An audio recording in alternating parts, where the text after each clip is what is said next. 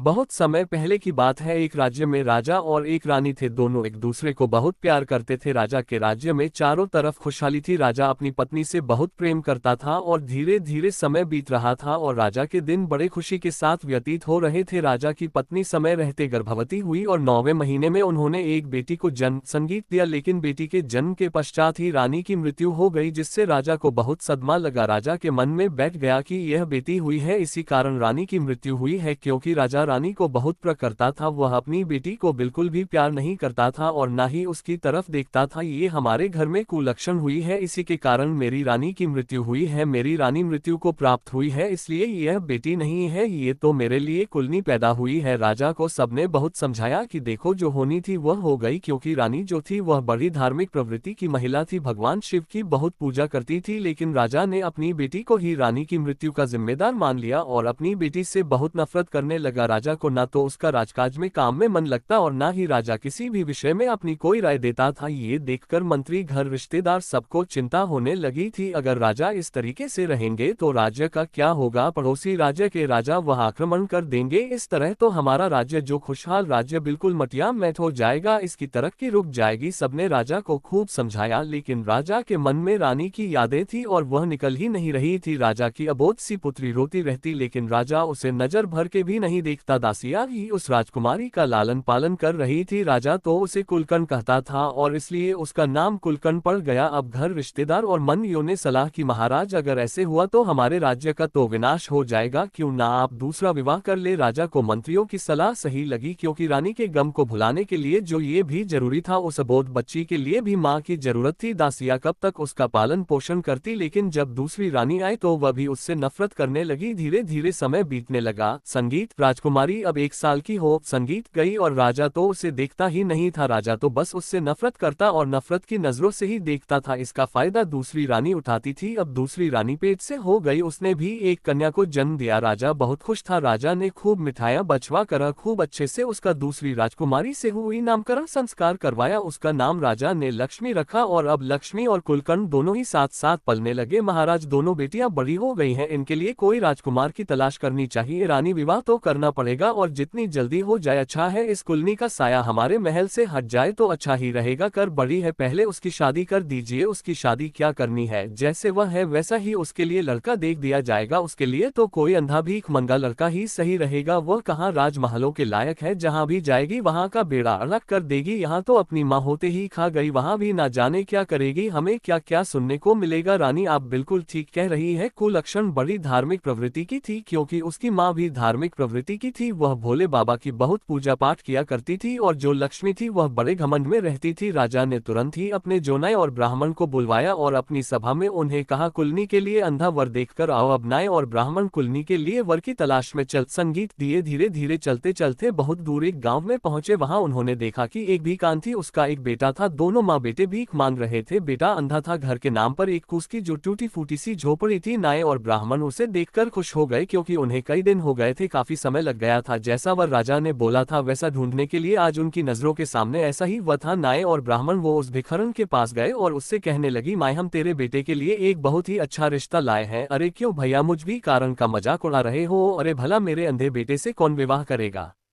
अरे माए, हम तुम्हारे बेटे के लिए बहुत ही अच्छा रिश्ता लाए हैं और वह भी राजमहल से लाए हैं। ये सुनकर तो भिखान को विश्वास ही नहीं हुआ। वो तो तुरंत राजी हो गई। राजमहल से बहू आएगी, चाहे वह कुछ भी ना लाए, कैसी भी हो, लेकिन राजमहल से तो नाता जुड़ ही जाएगा। उसके साथ कुलक्षण का रिश्ता तय करके नाई और ब्राह्मण अपने राज्य लौट आए और उन्होंने आकर राजा को सारी बात बताई। फिर राजा ने कहा, ठीक है, जैसा लड़का चाहिए था वैसा मिल गया। और ने जो कुलनी का विवाह उस अंधे भिखारी के साथ कर दिया। दान दहेज के नाम पर उसे कुछ भी नहीं दिया। कुलकर्ण वहां से विदा होकर अपने ससुराल आई तो देखा वहां एक टूटी फूटी झोपड़ी है, बैठने के लिए भी सही जगह नहीं। आके भगवान से कहने लगी, हे भगवान, हे शंकर भोले, क्या मेरी कैसी परीक्षा ले रहे हो? मेरे ही पति मिले, वह भी अंधा। कम से कम मेरी जीवन साथी अच्छा होता तो हम दोनों कुछ कमा कर लेते, लेकिन जो मेरे पति हैं वही मेरे लिए परमेश्वर है। अब मुझे जिस भी रूप में मिले हैं मैं हमेशा इसका साथ निभाऊंगी। उसकी सास और उसका पति भीख मांगते थे, जो 2-4 पैसे होते थे उन्हीं से घर का खाना बनता था। कितनी बार तो उन्हें भूखा ही सोना पड़ता था, लेकिन कुलरी ने जो भी पैसे मिले उसने उसने उससे खाना बनाया, अपनी सासू माँ और अपने अंधे पति को खाना खिलाया। जो बाद में बचा पीछे वह ग्रहण कर लिया और भोले बाबा की मर्जी मानकर उनके साथ बड़े प्रेम से रहने लगी, अपने साथ अपने पति की सेवा करने लगी और उसने उन्हीं में सुख तलाशने की कोशिश की। राजा साहब कुलक्षण का तो विवाह हो गया, उससे तो हमें छुटकारा मिल गया, लेकिन हमारी लक्ष्मी बिटिया के लिए भी कोई अच्छा सा वर ढूंढ दीजिए। राजा ने अपनी नाई और ब्राह्मण को बुलवाया और कहा, एक बहुत ही सुंदर और अच्छे राज्य का राजकुमार तलाश करो हमारी लक्ष्मी बेटियों के लिए। जो आ गया महाराज। नाई और ब्राह्मण वो लक्ष्मी के लिए वर ढूंढने चल दिए और एक चक्रवर्ती राजा के यहाँ पहुंचे और लक्ष्मी क्योंकि दिखने में सुंदर भी थी और वहां पर जो राजकुमार था वो था और वह भी चक्रवर्ती सम्राट बनने वाला था, इसलिए उन्होंने वहां पर लक्ष्मी का रिश्ता तय कर दिया। समय से बारात आई, राजा ने खूब दान दहेज दिया, लक्ष्मी को बड़े शान शौकत के साथ विदा किया। कुलक्षण उधर अपने जैसे तैसे दिन काट रही थी और लक्ष्मी तो ऐशो आराम से आई थी और रानी ही बनकर ही रही। एक दिन कुलक्षण की सासू माँ कुछ पैसे भीख मांग कर लाई तो कहने लगी, माँ जी यह भीख मांगना हमें अच्छा नहीं लगता, इससे अच्छा है कि हम कोई काम कर ले। अरे बेली तू तो मेरे घर की लक्ष्मी है, तू जो कहेगी मैं मान लूंगी। माँ जी इन पैसों से मैं कुछ खरबूजे खरीद कर लाती हूँ, गर्मियों का समय है, खरबूज और तरबूज इस मौसम में बहुत बिकते हैं, मैं उन्हें बेचूंगा। से तो रहेंगे, आप भीख लेने जाती हो, 10 लोग आपको ठुकराते हैं, कोई एक तो तरस खाकर भीख देता है। मुझसे यह देखा नहीं जाता है कि लोग आपका अपमान करें, इसलिए आज से आप घर पर रहिए और मैं ये तरकारी भाजी बेचने जाया करूंगी। बेटी तू न है, कहाँ जाएगी? माँ जी आप घर में रहिए, मैं गाँव गाँव घूम कर तरकारमा कहो। अब उन पैसों के जो भी थे उसने एक लिया ली और उसमें कुछ तरबूज और खरबूजे रख लिए, लेकर चल दी। जंगल के रास्ते पर एक मंदिर था, उसी मंदिर के सामने जाकर बैठ गई। हाथों ही हाथ लक्षण के खरबूजे और तरबूज बिक गए और उसके पास सिर्फ 2 खरबूजे रह गए थे। उसी समय संयोग से माता पार्वती और महादेव जी उसी रास्ते से गुजर रहे थे। माता पार्वती कहने लगी, शंकर जी खरबूजे की महक यहाँ तक आ रही है, मुझे तो खरबूजा खाना है। अरे पार्वती तुम भी किस चक्कर में पड़ रही हो, चलो कैलाश चलते हैं। तुमने कहा था कि मुझे पृथ्वी पर भ्रमण करना है और मैं तुम्हें घुमाने के लिए ले आया, या तुमने कौन सी रट लगा ली? महादेव मुझे तो उस रास्ते से जाना है, देखिए उधर खरबूजे की बड़ी अच्छी खुशबू आ रही है, कैसे ताजी ताजी उसके पास खरबूजे हैं, वह तो आपकी भक्त है, उन्होंने बिल्कुल ऐसा ही भेज बनाया, खटे कटे कपड़े, चिता बिल्कुल गंदे से। पार्वती माया और भोले बाबा पहुंच गए कुलक्षण के पास। कुलकर्ण के पास 2 खरबूजे थे, जाकर कहने लगी, बिटिया हम भूखे हैं, क्या हमें कुछ खाने को खरबूजा मिलेगा? हाँ माँ आप बैठो, इतनी गर्मी पड़ रही है। कुलकर्ण के पास थोड़ा पानी था, उसने भोले बाबा और मैया पार्वती के बने बूढ़े लोगों को पानी पिलाया, आराम से बिठाया और जो 2 खरबूजे उसके पास बचे हुए थे वो उन्हें खाने को संगीत दिए। तो पार्वती मैया कहने लगी, बिटिया हमारे पास तो तुम्हें देने के लिए कुछ भी नहीं है, हम कहाँ से पैसे देंगे, हमने तो खरबूजे खा लिए। कोई बात नहीं माँ, आज मैं तरबूज बेचने आई थी और भोले बाबा की कृपा से मेरी सारी खरबूजे बिक गए, अब मेरे पास सिर्फ या 2 खरबूजे शेष बचे थे, अगर आप इन्हें लिए या भी मैं धर्म पुण्य हूँ। आप तो बूढ़ी माँ है, मेरी कोई माँ नहीं है और आपने मुझसे इतना प्यार से बेटी कहा है, बेटी शब्द सुनने के लिए तो मैं तरस गई थी, कभी मेरे पिता ने भी मुझे बेटी का प्यार नहीं दिया। अच्छा बेटी अब हम चलते हैं। और जाते जाते माता पार्वती भोले बाबा से कहने लगी, सुनिए आपकी झोली में जो कुछ है तो इस बेचारी बिटिया को दे दीजिए, वह बबूती निकाल कर दे दीजिए। भोले बाबा के पास तो भांग तूरा बबूती यही चीज होती है। भोले बाबा की झोली में माता पार्वती ने बबूती निकालकर कुलकर्ण को दे दी। कुक्षी बड़ी खुश हुई और उसने आंचल पसार कर वो बबूती ले ली और खुशी खुशी अपने घर चल। संगीत वह घर आकर अपनी सासू माँ से कहने लगी, माँ आज एक बूढ़ी माँ और बूढ़े बाबा की सेवा करके मुझे वसीम आनंद मिला और देखो माँ आज की कमाई, आज मेरे सारे खरबूजे भी बिक गए। माँ अब आपको कहीं भी भीख मांगने जाने की जरूरत नहीं है, अब हम मेहनत से काम करेंगे और भोले बाबा की कृपा रही तो हम समान की जिंदगी जिएंगे, हमें भीख नहीं मांगना। कुलक्षण बेटा मैं तो तुझ जैसी बहू पाकर निहाल हो गई, मैंने तो कभी सोचा भी नहीं था कि मेरे बेटे का विवाह भी होगा, लेकिन मुझे पता नहीं था मेरे बेटे के नसीब में इतनी संस्कारी बहू लिखी थी। मैं तो भगवान की बहुत ही श्रेणी हूँ कि भगवान ने मेरे बेटे की किस्मत में तुम्हें लिख दिया। माँ आज एक बूढ़े बाबा और बूढ़ी अम्मा आई थी, उन्होंने मुझे ये भभूति दी है, इसका मैं क्या करूँ? बेटा अभी मेरे आने दे, जैसे ही बोलेगा वैसा ही संगीत करना। शाम को जब उसका पति आया तो वह कहने लगी, स्वामी आज मुझे ये भभूति दी है एक बूढ़े बाबा और बूढ़ी माँ ने, इसका मैं क्या करूँ? एक काम करो, घर के चारों कोने में इसे बुर्क दो और जो बचे उसे कुछ संदूक में रख दो और पूरे घर में इसे छिड़का दो, बाकी का जो हमारा तुलसी का गमला उसमें डाल दो, ठीक है? शाम होते ही कुलश्री ने चारों कोनों में उस भभूति को छिटक दिया और जो बची उसे तुलसी के कमरे में रख दिया, कुछ संदूक में रख दी। रात को खाना बनाया, खाना खाकर अपनी सासू माँ को खिलाया और अब अपने पति को खिलाया, फिर खुद खाके घर की साफ सफाई करके सो गई। सुबह उठी तो क्या देखती है कि उसकी झोपड़ी की जगह तो बहुत सुंदर महल बन गया, हीरे मोती चमक रहे हैं, अन्न और धन से उसका घर भरा हुआ है। ये देखकर तो उसको बड़ा चंबा हुआ। वह दौड़ी दौड़ी अपने सास के पास पहुंची और कहने लगी, माँ जी उठिए, माँ जी उठिए, देखिए क्या चमत्कार हो गया। उसकी सासू माँ की आंख खुली तो उसने अपने घर को उसके पहचान में नहीं आ रहा था और वो कहने लगी, अरे कुलक्षण, क्या हम तेरे मायके आ गए? आज तक तो तेरे पिता ने कभी मुड़कर देखा नहीं, लेकिन मैं सोई हुई थी तो मुझे यहाँ लेकर आ गई। तो नहीं माँ जी, यह मेरे पिता का घर नहीं, यह तो हमारा घर है। देखिए शायद ये भोले बाबा की और माता पार्वती की अनुकंपा हुई है, उन्हीं की कृपा से हमारे भाग बदल गए हैं। देखो शायद वे बूढ़े बाबा और बूढ़ी माँ कोई और नहीं, साक्षात भोले बाबा और माता पार्वती थे, जिनको मैं पहचान नहीं पाए। उसकी सासू माँ ने कुलक्षण का धीरज बंधाया, तभी उसके पति की आंख खुली तो वह चिल्लाते हुए बोला, माँ देखो मुझे सब कुछ दिखाई दे रहा है, अब मैं अंधा नहीं रहा। ये देखकर तो कुलक्षण का खुशी का ठिकाना नहीं रहा। उसकी पति की आंखें आ गई और उसे क्या चाहिए था? अब उसका पति भी किसी राजा से कम नहीं था। जब इतनी बड़ी कृपा हुई है तो क्यों ना हम एक अच्छा सा भोले बाबा और माता पार्वती की शिव चर्चा करवाए, जिससे कि लोगों को बुलवाए, अपने नातेदारों को बुलवाए और भंडारे कराएंगे। उसकी माँ कहने लगी, बेटी मेरे घर की तो तू लक्ष्मी है, जैसा तू करना चाहे वैसा कर। अब उसने अपने घर में एक कथा रखी, उसने सब रिश्तेदारों को नोते भिजवाए, अपनी मायके में भिजवाए और अपनी बहन के घर भी भिजवाया। अब सब उसकी कथा में संगीत आए, लेकिन उसके पिता तो अपनी करनी पर बड़े शर्मिंदगी महसूस हो रही थी। उसके पिता और उसकी सौतेली माँ, उन दोनों को बड़ा अफसोस था, क्योंकि जब कुलकर्ण की और लक्ष्मी की शादी हो गई थी तभी उसके पिता कौड़ी हो गए थे और कौड़ी रोग ऐसा था कि उससे ठीक नहीं हो रहा था, जिससे उनका राजपाट भी धूमिल होता जा रहा था। तब उसकी बहन लक्ष्मी आई और उसने देखा, कहा तो मैं चक्रवर्ती सम्राट की रानी हूँ और मेरा पति इतना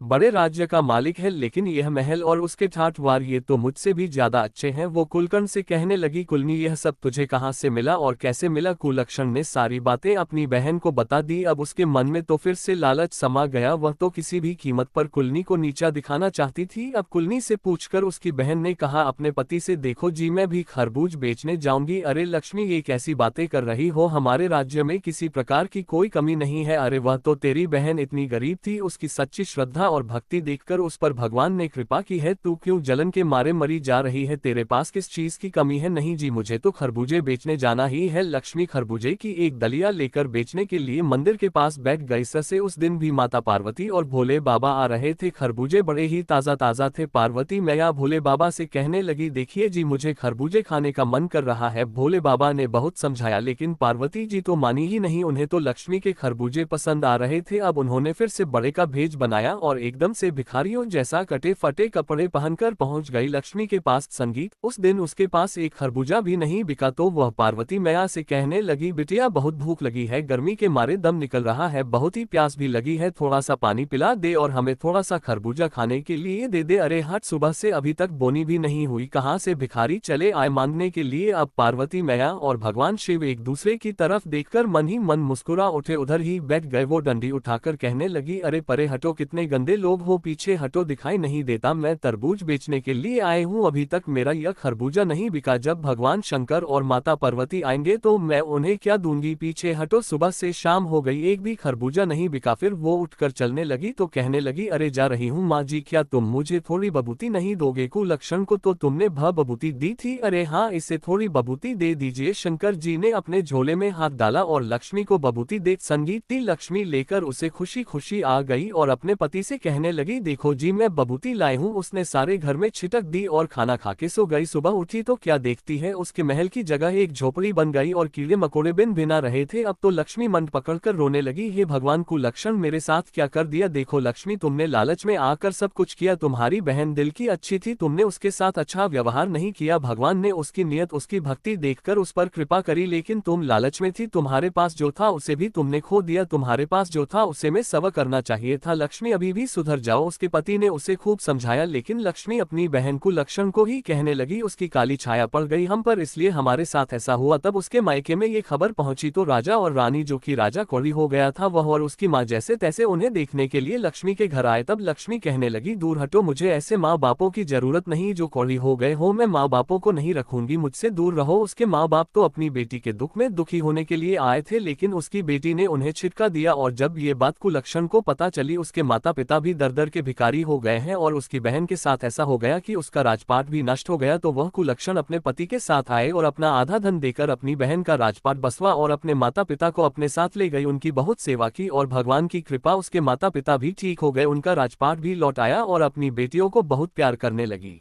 कि भगवान ने मेरे बेटे की किस्मत में तुम्हें लिख दिया। माँ, आज एक बूढ़े बाबा और बूढ़ी अम्मा आई थी। उन्होंने मुझे यह विभूति दी है, इसका मैं क्या करूं? बेटा अभी मेरे आने दे, जैसे ही बोलेगा वैसा ही करना। शाम को जब उसका पति आया तो वो कहने लगी, स्वामी, आज मुझे यह विभूति दी है एक बूढ़े बाबा और बूढ़ी माँ ने, इसका मैं क्या करूं? एक काम करो, घर के चारों कोने में इसे बुरक दो और जो बचे उसे कुछ संदूक में रख दो और पूरे घर में इसे छिटका दो। बाकी का जो हमारा तुलसी का गमला उसमें डाल दो। ठीक है।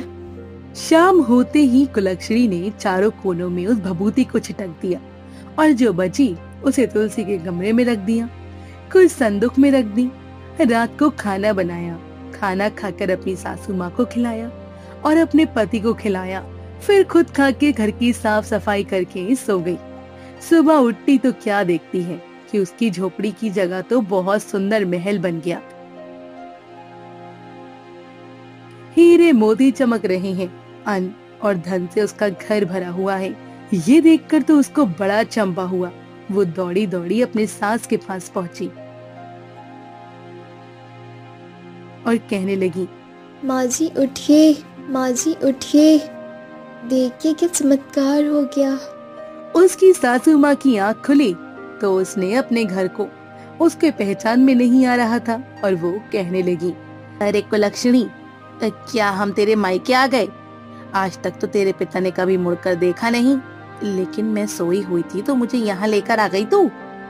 नहीं माँ जी, यह मेरे पिता का घर नहीं, यह तो हमारा घर है।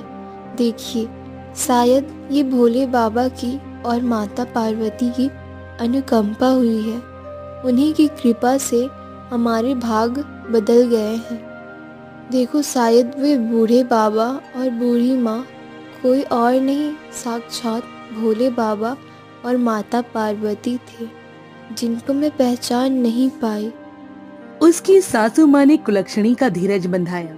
तभी उसके पति की आंख खुली तो वो चिल्लाते हुए बोला, माँ देखो, मुझे सब कुछ दिखाई दे रहा है, अब मैं अंधा नहीं रहा। ये देखकर तो कुलक्षणी का खुशी का ठिकाना नहीं रहा। उसकी पति की आंखें आ गईं और उसे क्या चाहिए था। अब उसका पति भी किसी राजा से कम नहीं था। जब इतनी बड़ी कृपा हुई है तो क्यों ना हम एक अच्छा सा भोले बाबा और माता पार्वती की शिव चर्चा करवाएं, जिससे कि लोगों को बुलवाएंगे, अपने नाते रिश्तेदारों को बुलवाएंगे और भंडारे कराएंगे।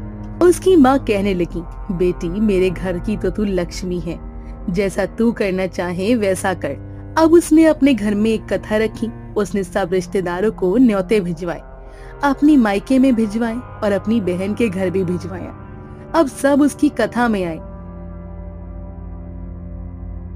लेकिन उसके पिता तो अपनी करनी पर बड़े शर्मिंदगी महसूस हो रही थी। उसके पिता और उसकी सौतेली माँ, उन दोनों को बड़ा अफसोस था, क्योंकि जब कुलक्षणी की और लक्ष्मी की शादी हो गई थी तभी उसके पिता कौड़ी हो गए थे और कौड़ी रोग ऐसा था कि उसे ठीक नहीं हो रहा था, जिससे उनका राजपाट भी धूमिल होता जा रहा था। तब उसकी बहन लक्ष्मी आई और उसने देखा, कहा तो मैं चक्रवर्ती सम्राट की रानी हूँ और मेरा पति इतना बड़े राज्य का मालिक है, लेकिन ये महल और उसके ठाट वाट ये तो मुझसे भी ज्यादा अच्छे हैं। वो कुलक्षणी से कहने लगी, कुलक्षणी ये सब तुझे कहाँ से मिला और कैसे मिला? कुलक्षणी ने सारी बातें अपनी बहन को बता दी। अब उसके मन में तो फिर से लालच समा गया। वो तो किसी भी कीमत पर कुलक्षणी को नीचा दिखाना चाहती थी। अब कुलक्षणी से पूछकर उसकी बहन ने कहा अपने पति से, देखो जी, मैं भी खरबूजे बेचने जाऊंगी। अरे लक्ष्मी, तुम ये कैसी बातें कर रही हो? हमारे राज्य में किसी प्रकार की कोई कमी नहीं है। अरे वह तो तेरी बहन इतनी गरीब थी, उसकी सच्ची श्रद्धा और भक्ति देखकर उस पर भगवान ने कृपा की है। तू क्यों जलन के मारे मरी जा रही है?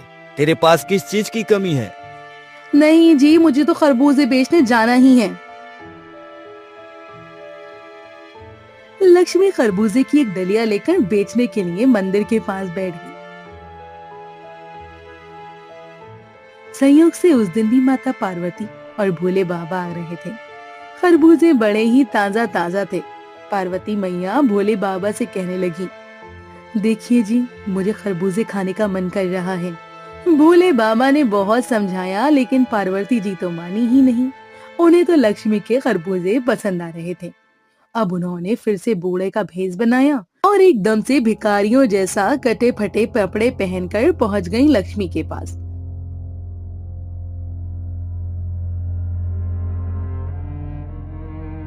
उस दिन उसके पास एक खरबूजा भी नहीं बिका, तो वह पार्वती मैया से कहने लगी, बिटिया, बहुत भूख लगी है, गर्मी के मारे दम निकल रहा है, बहुत ही प्यास भी लगी है, थोड़ा सा पानी पिला दे और हमें थोड़ा सा खरबूजा खाने के लिए दे दे। अरे हट, सुबह से अभी तक बोली भी नहीं हुई, कहाँ से भिखारी चले आए मांगने के लिए। अब पार्वती मैया और भगवान शिव एक दूसरे की तरफ देखकर मन ही मन मुस्कुरा उठे, उधर ही बैठ गए। वो डंडी उठाकर कहने लगी, अरे परे हटो, कितने गंदे लोग हो, पीछे हटो, दिखाई नहीं देता, मैं तरबूज बेचने के लिए आई हूँ। अभी तक मेरा ये खरबूजा नहीं बिका, जब भगवान शंकर और माता पार्वती आएंगे तो मैं उन्हें क्या दूंगी, पीछे हटो। सुबह से शाम हो गई, एक भी खरबूजा नहीं बिका। फिर वो उठकर चलने लगी तो कहने लगी, अरे जा रही हूँ माँ जी, क्या तुम मुझे थोड़ी भभूति नहीं दोगे? कुलक्षणी को तो तुमने भभूति दी थी। अरे हाँ, इसे थोड़ी भभूति दे दीजिए। शंकर जी ने अपने झोले में हाथ डाला और लक्ष्मी को भभूति दे दी। लक्ष्मी लेकर उसे खुशी खुशी आ गई और अपने पति से कहने लगी, देखो जी, मैं भभूति लाई हूँ। उसने सारे घर में छिटक दी और खाना खा के सो गई। सुबह उठी तो क्या देखती है, उसके महल की जगह एक झोपड़ी बन गई और कीड़े मकोड़े भिनभिना रहे थे। अब तो लक्ष्मी मंड पकड़कर रोने लगी। हे भगवान, कुलक्षणी मेरे साथ क्या कर दिया? देखो लक्ष्मी, तुमने लालच में आकर सब कुछ किया। तुम्हारी बहन दिल की अच्छी थी, तुमने उसके साथ अच्छा व्यवहार नहीं किया। भगवान ने उसकी नियत, उसकी भक्ति देखकर उस पर कृपा करी, लेकिन तुम लालच में थी। तुम्हारे पास जो था उसे भी तुमने खो दिया। तुम्हारे पास जो था उसे में सवर करना चाहिए था। लक्ष्मी, अभी भी सुधर जाओ। उसके पति ने उसे खूब समझाया, लेकिन लक्ष्मी अपनी बहन कुलक्षणी को ही कहने लगी। उसकी काली छाया पड़ गई हम पर, इसलिए हमारे साथ ऐसा हुआ। तब उसके मायके में ये खबर पहुंची तो राजा और रानी, जो कि राजा कौड़ी हो गया था, वो और उसकी माँ जैसे तैसे उन्हें देखने के लिए लक्ष्मी के घर आए।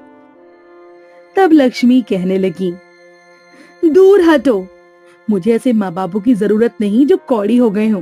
मैं माँ बापों को नहीं रखूंगी, मुझसे दूर रहो। उसके माँ बाप तो अपनी बेटी के दुख में दुखी होने के लिए आए थे, लेकिन उसकी बेटी ने उन्हें छिटका दिया। और जब ये बात कुलक्षणी को पता चली, उसके माता पिता भी दर दर के भिखारी हो गए हैं और उसकी बहन के साथ ऐसा हो गया कि उसका राजपाट भी नष्ट हो गया। तो वो कुलक्षणी अपने पति के साथ आई और अपना आधा धन देकर अपनी बहन का राजपाट बसवाया और अपने